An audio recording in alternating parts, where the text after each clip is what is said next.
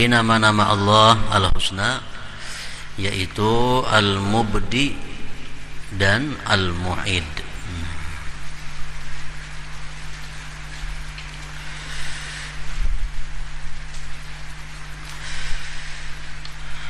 Al-Mubdi huwa al-mujid ala ghairi mithalin sabaq, wal mu'id huwa al-mujid ala mithalin sabaq.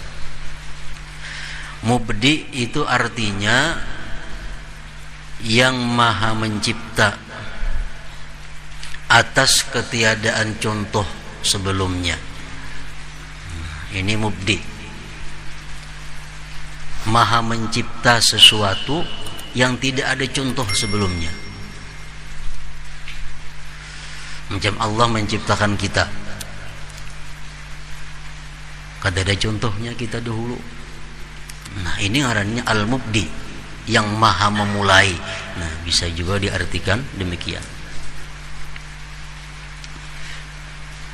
Dan Al-Mu'id, yang menciptakan sesuatu atas contoh sebelumnya. Jadi Al-Mujid, Al-Mubdi, Al-Mu'id ini Allah Subhanahu wa ta'ala dengan namanya ini menciptakan sesuatu, bisa dengan ada contoh sebelumnya atau dengan tidak ada contoh sebelumnya. Dalam arti lain, Allah yang maha memulai segala sesuatu dan Allah yang mengembalikan segala sesuatu.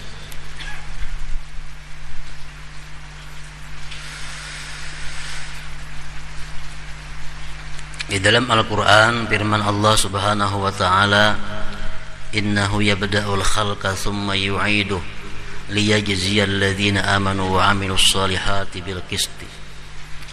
Sesungguhnya Allah memulai menciptakan makhluknya, kemudian dia mengembalikan makhluk tersebut untuk dia balas orang-orang yang beriman dan beramal saleh. Dalam Al-Quran lagi firman Allah, awalam yarau kaifa yubdi'ullahul khalqa thumma yu'iduh inna dzalika 'ala Allah yasir. Adakah mereka tidak mengetahui bagaimana Allah mula-mula menciptakan ini makhluk, kemudian dia kembalikan itu makhluk? Sesungguhnya yang demikian itu mudah atas Allah Subhanahu wa ta'ala. Jadi ini orang-orang kafir Quraisy, mereka ingkar akan dikembalikannya manusia pada hari mahsyar. Orang-orang yang beragama penyembah berhala, mereka hanya mengakui kehidupan duniawi. Jadi ujar mereka, begitu kita mati habis, Allah kada akan bisa mengembalikan lagi tubuh jasad kita yang sudah hancur itu. Nah, ini yang diturunkan ayat oleh Allah Subhanahu wa ta'ala berulang-ulang dalam Al-Quran. Awalam yarau kaifa yubdi'ullahul khalqa thumma yu'iduh inna dzalika 'ala Allah yasir. Adakah mereka tidak tahu bagaimana Allah mula-mula menciptakan ini makhluk, kemudian dia kembalikan lagi? Sesungguhnya atas Allah mudah yang demikian itu.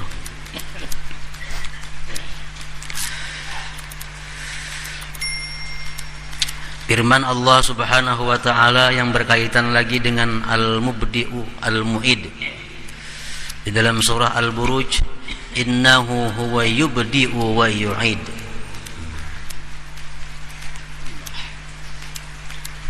Ibnu Abbas menafsirkan ayat ini, innahu huwa yubdi'u wa yu'id, inna ahla jahannam ta'kuluhumun nar hatta yasira fahma summa yu'iduhum khalqan jadida.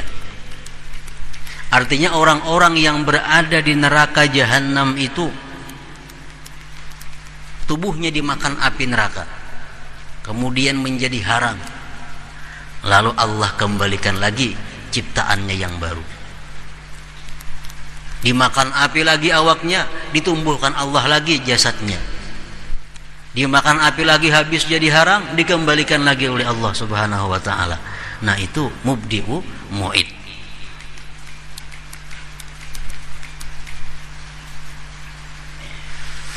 Imam Fakhrul Razi menafsirkan ayat tadi, innahu huwa yubdi'u huwa yu'id wa huwa yubdi'u khalqan nas summa yufnihim summa yu'iduhum ahya liyujaziyahum bil qiyamah. Artinya, dialah yang mula-mula menciptakan manusia, al-mubdi. Kemudian dia juga yang membinasakan mereka. Dan kemudian dia kembalikan lagi manusia-manusia itu hidup untuk dia balas mereka pada hari kiamat. Nah, ini al-mubdi'u al-mu'id. Para muhibbin rahimakumullah. Jadi Allah Subhanahu wa ta'ala menciptakan kehidupan manusia dengan berbagai macam perubahan-perubahan bentuk tubuh yang dialami oleh manusia. Itulah al-mubdi al-mu'id ini. Atau contoh kita ambil seseorang bernama Umar. Umar waktu di dalam perut ibu dinamakan dia janin. Kayak apa bentuknya dalam perut ibu kita kada tahu karena kada melihat. Namun sudah bergerak, sudah jadi manusia begitu ditiupkan roh. 9 bulan keluar lahir Umar. Nah, tubuhnya menjadi sedemikian rupa. Padahal ia yang dalam perut itu juga orangnya. 10 tahun kemudian Allah rubah lagi keadaan tubuhnya menjadi sedemikian rupa.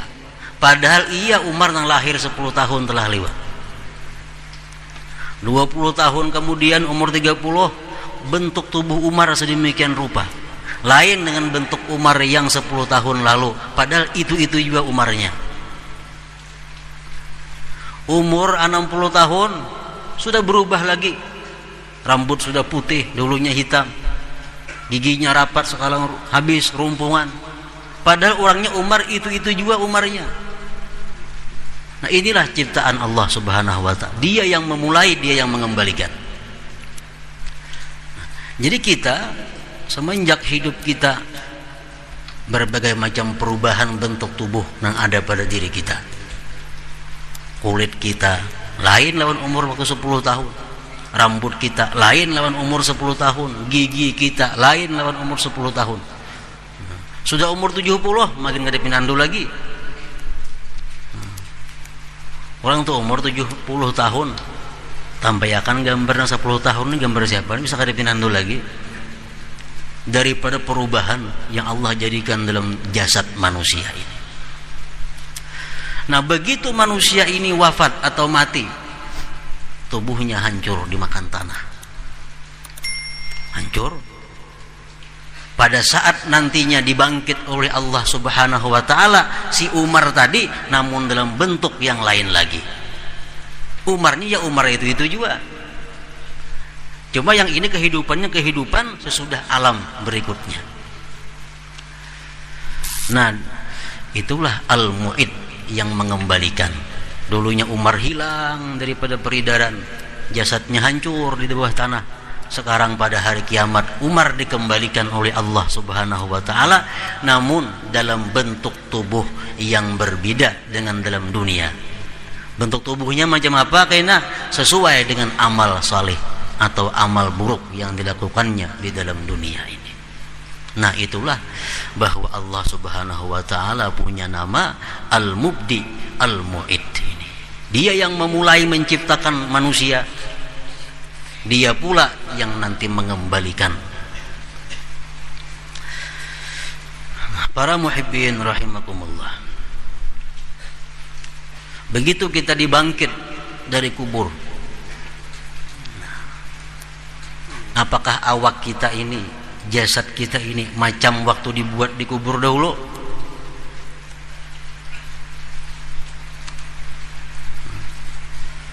Menurut para ulama mengatakan lain daripada itu. Namun iya orangnya. Nah, sekarang begitu dibangkit dari kubur, bentuk tubuhnya sesuai dengan amal ibadah yang dilakukan di dalam dunia.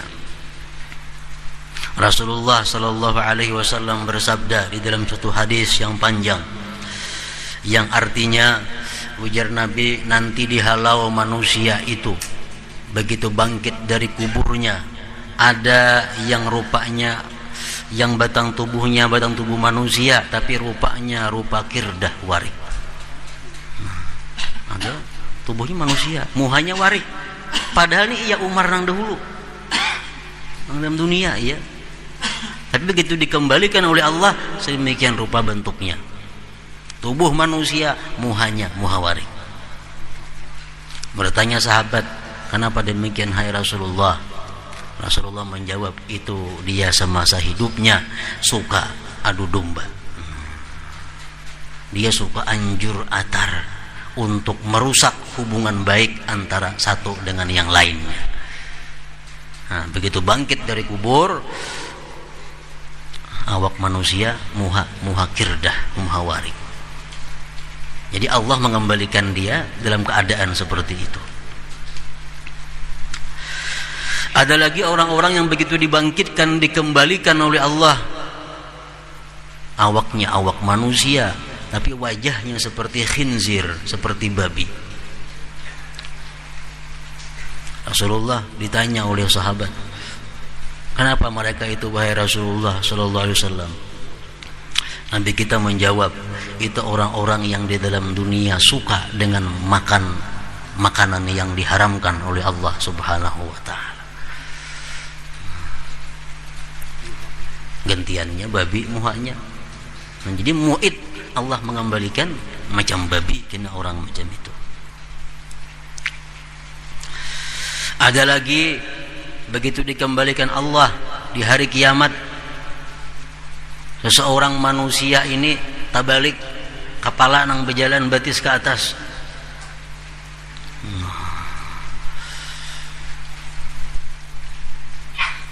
Ditambah lagi dengan azab yang lain-lainnya. Jadi orang normal aja berjalan, ini nggak ada kepala ke bawah, batis ke atas. Ditanya oleh para sahabat, itu apa wahai Rasulullah? Rasulullah menjawab, fa'akilatur riba, itu orang yang hidup dalam dunia suka dengan riba. Dengan riba, terbalik kepala di bawah.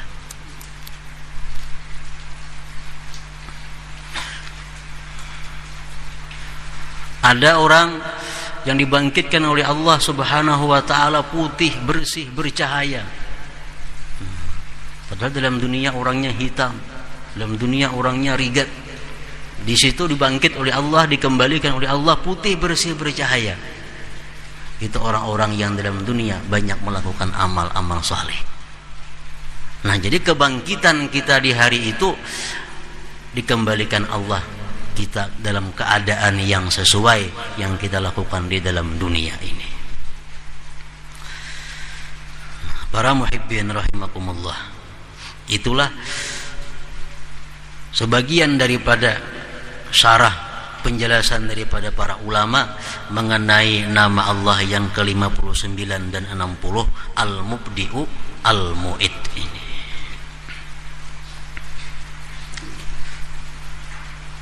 Jadi kalau bahasa ringkasnya artinya Allah Maha memulai, Al-Mu'id Allah Maha mengembalikan. Asmaul Husna biasa ditulis Al-Mubdi, Allah Maha memulai, Al-Mu'id, Allah Maha mengembalikan. Maksudnya Allah Maha memulai menciptakan sesuatu dan Dia akan Maha mengembalikan sesuatu tersebut. Al-mu'min bismillahil mubdil mu'id ayyubdi al-hasanah bi an sanna fil islam sunnatan hasanah fa inna man sanna fil islam sunnatan hasanah falahu ajruha wa ajru man amila biha ba'da min ghairi ayyan qusa min ujurihim syai'a.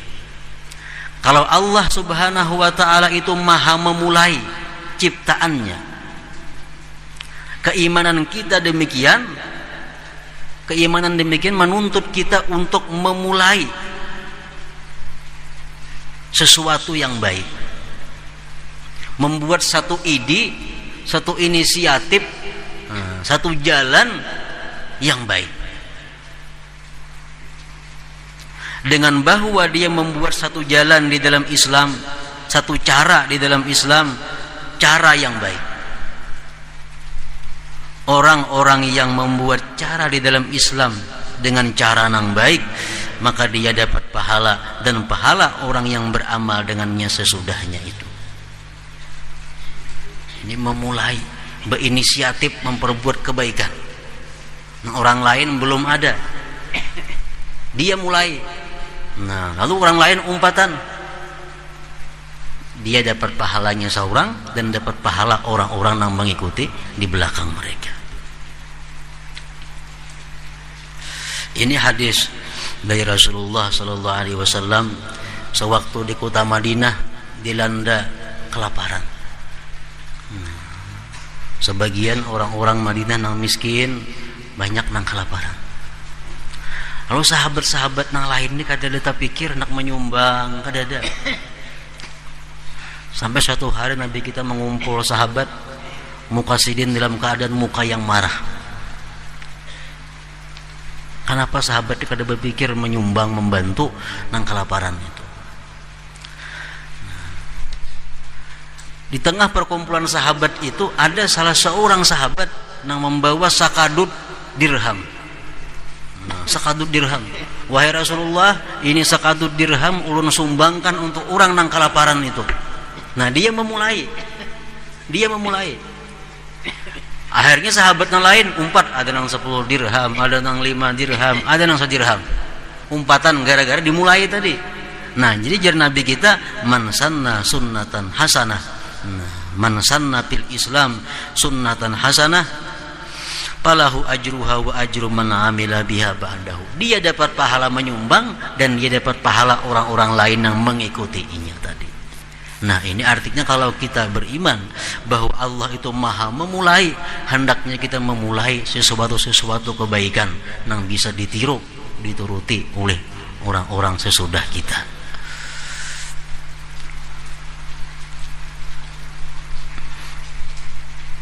Seperti sembahyang tarawih 20 rakaat. Siapa yang memulainya? Menurut sejarah Umar bin Khattab.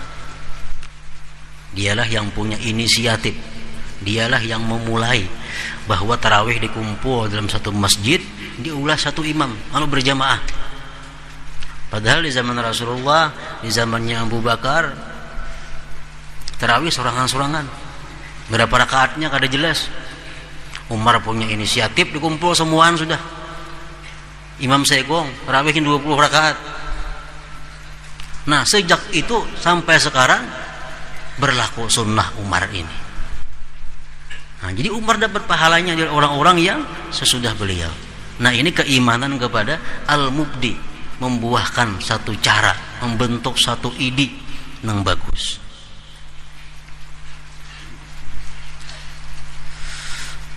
Azan Jumat 2 kali.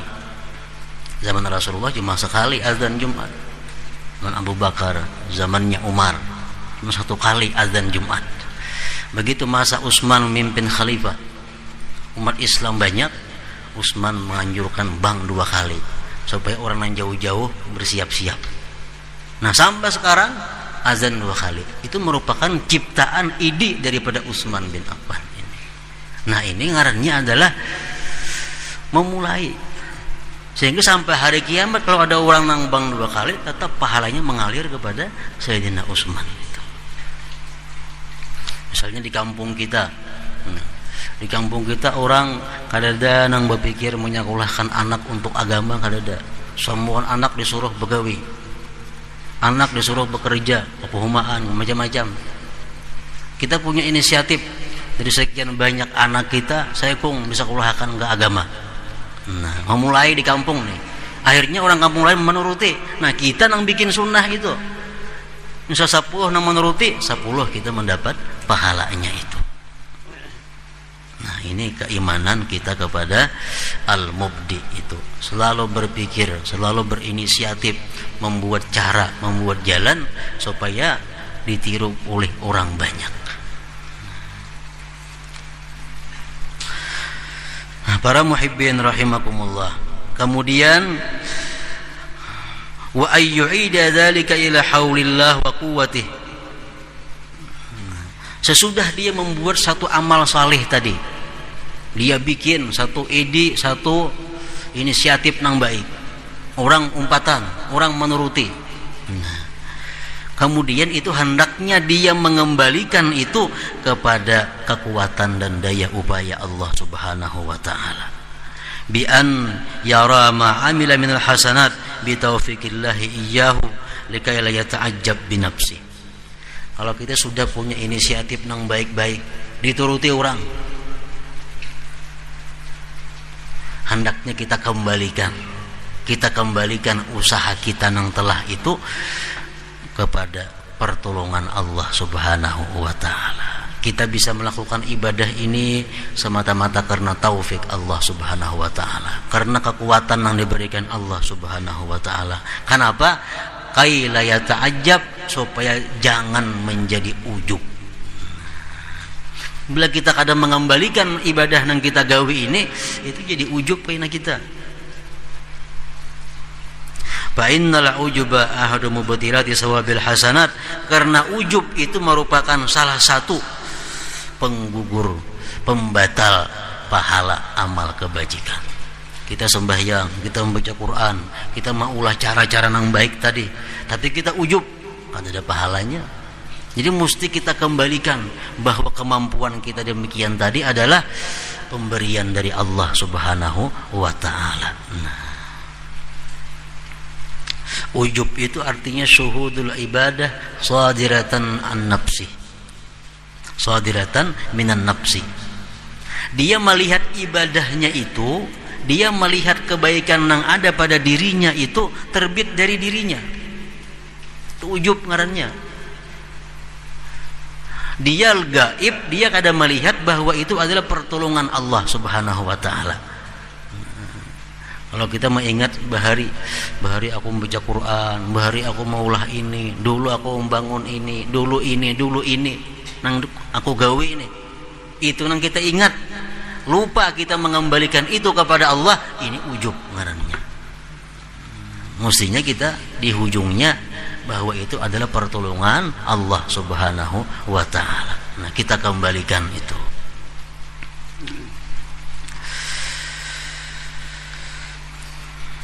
Maka bila si ujub ini kita lihatkan dalam diri kita, ada berbuat baik rasa saurang, ada berbuat sesuatu yang mulia rasa perbuatan saurang, keakuan, kada mengembalikannya kepada Allah. Nah, bila itu kita biarkan, akan timbul sifat nang kada baik lainnya. Salah satunya apa? Idlal. Idlal ini artinya merasa punya kedudukan yang tinggi di sisi Allah. Dia merasa ada punya hak di sisi Allah. Ini idlal karena ini merasa dirinya beramal banyak, merasa dirinya banyak memperjuangkan Islam, merasa dirinya macam-macam, kada ingat bahwa itu adalah pertolongan Allah, ada ingat. Lalu akhirnya dia merasa punya kedudukan terhormat di sisi Allah. Nah, ini idlal. Kalau kita merasa bahwa kita punya kedudukan yang tinggi di sisi Allah, Allah kada akan menerima ibadah kita. Allah kada akan menerima ibadah kita. Tandanya kita idlal. Tanda kita idlal apa? Kita berdoa kepada Allah, doa kita kada kabul, kita rasa aneh. Aneh juga kok kada kabul berdoa nah. Aku malam tadi semalaman tahajud, kada kabul doa, kalau asa aneh timbul dalam hati nih, itu berarti kita idlal. Berarti kita merasa punya kedudukan di sisi Allah. Lalu Allah kada mengabulkan doa, lalu kita asa heran. Nah, jangan sampai itu terjadi. Doa itu adalah ubudiyah. Kabul kada kabul tetap berpahala. Bila kita merasa aneh doa kita kada kabul, nah itu sudah alamat bahwa kita ada punya sifat idlal ini. Itu menggugurkan amal ibadah kita. Ujar Nabi, salatul mudil, sembahyang orang yang idlal itu kada liwat daripada kepalanya. Artinya kada sampai ke hadirat Allah Subhanahu wa taala. Umpamanya kita ada orang yang peminum arak, ada orang penjina, berdoanya kada kabul, kada aneh itu. Kada aneh, kenapa? Karena kita anggap ingin itu jahat. Diri kita nang kada pernah minum arak, kada pernah berzina, kada pernah riba, tahajud tiap malam, Quran, salawat, berdoa kada kabul. Kalau kita asa aneh, nah ini. Bila ada macam itu, sifat kada baik di dalam hati. Akibat ujub asal muasalnya. Lupa bahwa ibadah yang kita lakukan itu adalah pertolongan Allah Subhanahu wa taala yang diberikan kepada kita.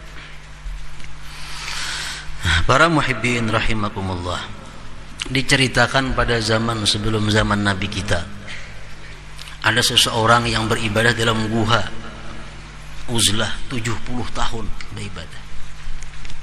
Kada tahu orang gawian cuma ibadah melulu 70 tahun. Nah, satu hari si ahli ibadah berdoa kepada Allah. Berdoa kepada Allah, kada kabul. Pada 70 tahun sudah berdoa lawan Allah, pas kada kabul. Kada kabul. Begitu doanya ini kada kabul, si ahli ibadah ini merasa, diriku sangat hina di sisi Allah. Diriku sangat hina. Buktinya doaku kada dikabulkan Allah. Merasa berarti diriku ini hina. Berarti aku ini jahat di sisi Allah. Maka doaku ditolak oleh Allah. Nah, Allah panggil Jibril. Ujar Tuhan, wahai Jibril, pengakuannya bahwa dia itu jahat, pengakuan bahwa dia itu kada punya pangkat di sisiku, itulah ibadah yang paling besar yang pernah dilakukannya, lebih daripada ibadah selama 70 tahun tersebut. Nah, pengakuan, kita mengakui diri kita hina, mengakui diri kita ini lemah, mengakui diri kita ini kada punya apa-apa di sisi Allah. Pengakuan macam itu nilainya lebih besar daripada ibadah selama 70 tahun tadi. Nah, ini kalau kita sudah merasa punya ada kedudukan di sisi Allah, nah itu sudah kita tandanya kita orang yang binasa. Ujar para ulama sufi mengatakan, kapan engkau mengetahui diri Anda itu baik? Apabila ikam tahu pada diri ikam baik, di saat ikam merasa diri ikam itu jahat. Kapan diri ikam itu jahat? Di saat ikam merasa diri ikam itu baik. Nah, pepalingan. Jadi bila kita ini merasa, wah aku ini sudah baik, aku sudah lurus, aku sudah kau beribadah. Nah, merasa itu di saat itu adalah kita orang yang paling kada baik sebenarnya. Di saat kita tafakur, kita menyadari bahwa aku saat ini orang yang lemah, aku orang yang hina, orang yang berhajat kepada pertolongan Allah. Pengakuan seperti itu berarti saat itu kita adalah orang yang paling baik di sisi Allah Subhanahu wa taala. Nah, para muhibbin rahimakumullah. Jadi al-mubdi'u, Allah Maha memulai menciptakan makhluknya tanpa ada contoh sebelumnya. Dan dia al-mu'id, dia mampu mengembalikan makhluknya yang telah dia binasakan itu. Apabila kita beriman dengan al-mubdi'u al-mu'id, maka kita mesti melakukan satu cara untuk memulai perbuatan-perbuatan yang baik dalam Islam agar dicontoh, ditiru oleh orang-orang sesudah kita. Dan yang kedua, kita kembalikan usaha kebaikan kita itu kepada Allah Subhanahu wa taala, bahwa kita bisa melakukan itu karena taufik dari Allah Subhanahu wa taala.